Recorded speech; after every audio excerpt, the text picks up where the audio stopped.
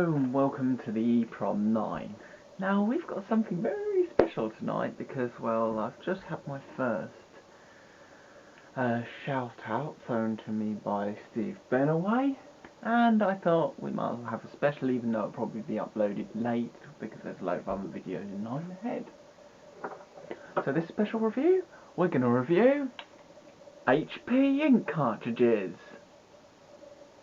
Got ya? Nah, we're not reviewing that crap. We're reviewing something far better and closer to my youth. And some of you may be wondering what that is. Someone born in the 90s, there's a few systems we can think of. PlayStation 1, Sega's, maybe an SNES, but maybe you've already guessed it. Because we're not talking about systems I've just labelled here. We're talking about this baby. The Nintendo Game Boy. Now, this revolutionised machines when it came out. Portable gaming, and to an extent has influenced it today. Well, it will have, because it's the first, really. Before that you had things like VFD, consoles don't have any to show as examples, and Nintendo Game & Watch, which I also don't have any of. Maybe one day. But I'm more of the computer collector than the console collector. I just keep what we've had over the years. Because it's too cool to throw away. You don't throw away stuff like that. You just throw away crisp packets and stuff like that. Don't even throw away the old DVD player, you strip it to parts. That's what you do. Anyway, back to a review before I go off on one of my tangents.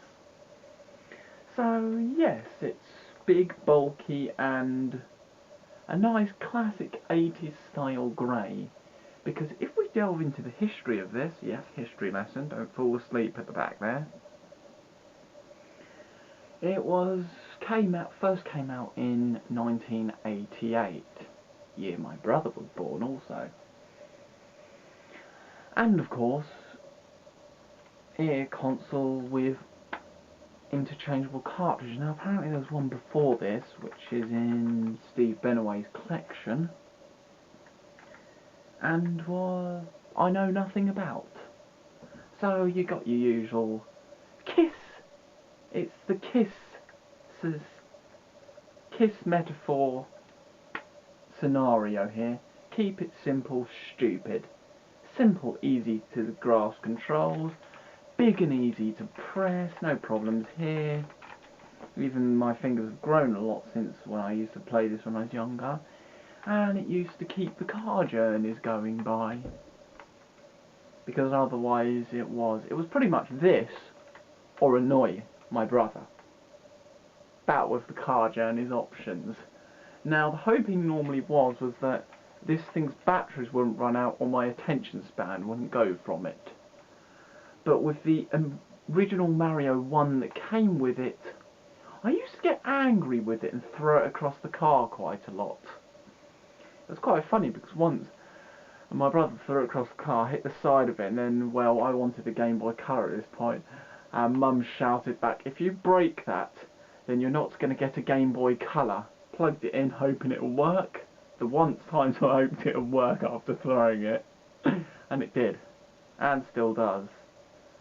I have more patience with it now that I'm older, and don't throw it across the room anymore, but that's when you're a little kid, isn't it? Mario 2 is cool though, but we're not reviewing games, we're reviewing this.